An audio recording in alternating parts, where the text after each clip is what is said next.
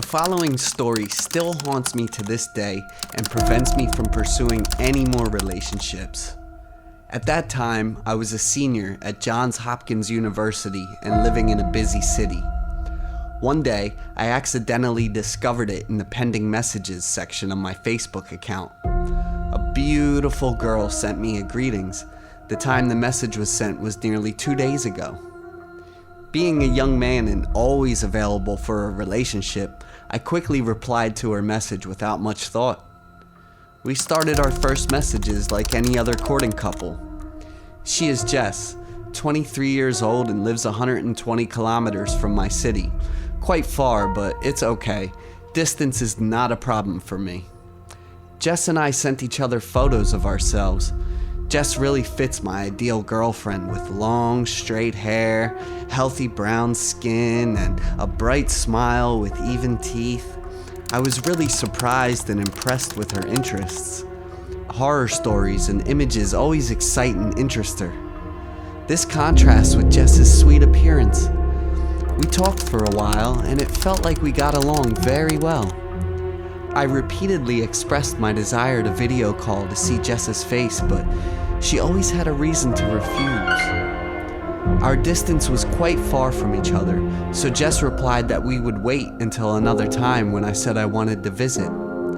I happily agreed. I must have liked her quite a bit. Jess will suddenly send me a scary photo of a place or a severed part of a person or animal while we're chatting. At times like that, I was quite startled, but then I laughed, thinking that it was Jess's strange but also very interesting hobby. One time, Jess sent me a picture of herself looking scary. She was wearing pajamas full of red stains, which I thought it was blood. Her face was gaunt with many small cuts. They were bleeding and swollen. Her brown hair was long but messy and had many rough cuts here and there. Jess is completely different from the photos she sent me before. It took me a few minutes to calm down and was about to text her a question when I received a text message from her saying she was attending a club masquerade. She really knows how to surprise me. But the frequency of her sending me scary, bloody pictures of herself increased, and I started to feel uncomfortable with it.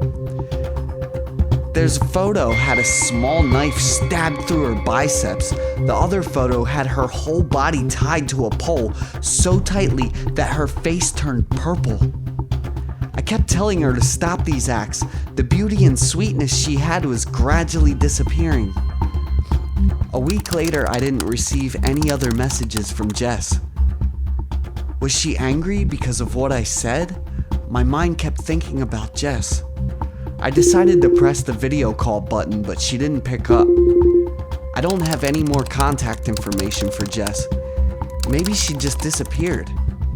Looking back at the photos Jess sent, I was startled.